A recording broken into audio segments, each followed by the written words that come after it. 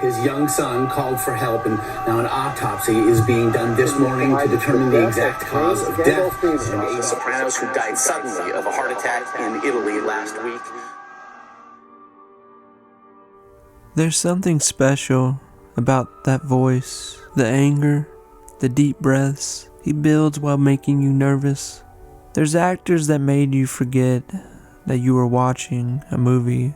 James Gandolfini had a style that will never be replicated by anyone. No matter his role, from a sleazebag hitman or the villain that became our hero that you still found interesting, you were captivated. Most know him from his larger-than-life role of Tony Soprano that he built into a cultural icon that is still talked about today. Many might not even be aware of how long of a film list James left behind.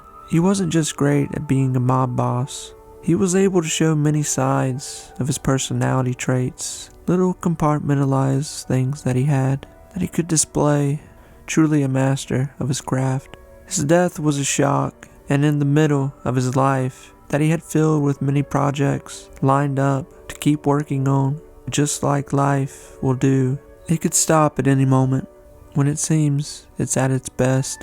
This is the last night of James Gandolfini dying in a hotel room in the middle of his life. I'm not Tony Soprano by any means. It's an exaggeration of everything. In June of 2013, it was a time for James to relax with his son, spending time in Rome, seeing the sights and eating the foods of Italy.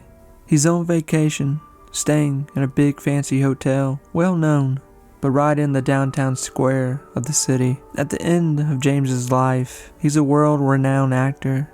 He may be in Rome, but his presence is known to the locals that see him walking around. James made a big mark on the screen as Tony Soprano, a mob boss that was a father, crime leader, and a short-tempered villain that we fell in love with. The show itself became one of the biggest in history on television, but also the character of Tony was and is held as a personality that you can't forget in TV. It's one of few shows where you root for the bad guy. It won James awards. It shot his career into places where essentially he could do whatever he pleased, accepting, denying, whatever he wanted. But as The Sopranos ended, James was looking for a new place to fit his abilities with acting, show sides of him that had not been seen yet. It's no secret that Hollywood wanted him as the bad guy, and tried more than once. But also, for people that knew James, that was somewhat true. He had many altercations with the paparazzi following him, having no problem pushing them, telling them to stop. He was well known for many videos that surfaced over the years, getting into altercations with photographers. His career never stops. He stays busy, working and releasing films. James, in the later years of his life, is on his second marriage, even in 2008 having a baby girl, and with that now had 2 children. His son, who was already by his side from his previous marriage. There's one element you can see when you dip into James's life. It's him as a father. It seems as though some men were just made to be fathers and cherish the moments in the good and the bad. James was a father that loved his son. The two were inseparable most of the time. James didn't let his life of fame disconnect him from being a hands-on father. Even taking time for a moment to take his son trick-or-treating through New York, always showing more aggressive hands-on parenting, a side of him that was out in the open and that you don't see from many Hollywood parents. That's what people loved about James. He just seemed real, somewhat of the people's actor. You could easily walk around New York City and see him doing his day-to-day life errands, not hiding, just walking in plain sight for everyone. In 2013, James is wrapping up his last movie that he will never see released, a movie full of suspense and co-starring Tom Hardy. The Drop. As he finishes up his part in the film, he's about to celebrate another movie that is very different for him and that will be considered one of his best moments that he brings to any of his films. The movie is called Enough Said, but sadly James will not see the outpouring of praise from critics when it hits theaters in September of 2013. James will already be gone, but the word around the film while James is still alive is that it will be a huge success and is already having good feedback. So with that, James is happy and now wanting to have time with his family, relaxing and celebrate what is coming. Life is beautiful when peeking in on the Gandolfini life, but all good things must come to an end. James and his family are invited to the film festival in Italy for James to receive a special honor, but he has an open schedule, so his family is free to sightsee and spend time together, not wanting to be held up by interviews. James also decided to reconnect with his childhood heritage. His parents immigrated from Italy. He knew Italy well, bringing his parents back and forth over the years to visit, but also his parents bringing him when he was a child. Rome was no mystery to James, but now he's wanting to show his own family, enjoying the sights and enjoying the food. The paparazzi is not even aware that he's in town yet, and what pictures are taken of him are just his friendly neighbors sitting next to him. James's last day was packed full of sightseeing around Rome in the hot sun, spending the day with his son, walking around, eating snacks, having lunch, along with a few drinks, and then later that day, having one last feast set for a king. It's rumored with people close to James and his life at this time that he was struggling a little with boozing, a little too much, and already an addiction to cocaine that was said to have been a thing from his past, but it's believed by some that James was dabbling in his past once again.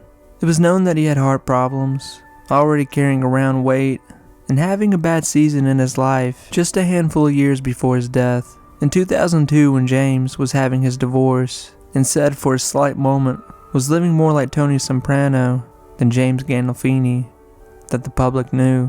But with stress, alcohol, drugs, bad food, and a busy life, it found James in a vulnerable moment.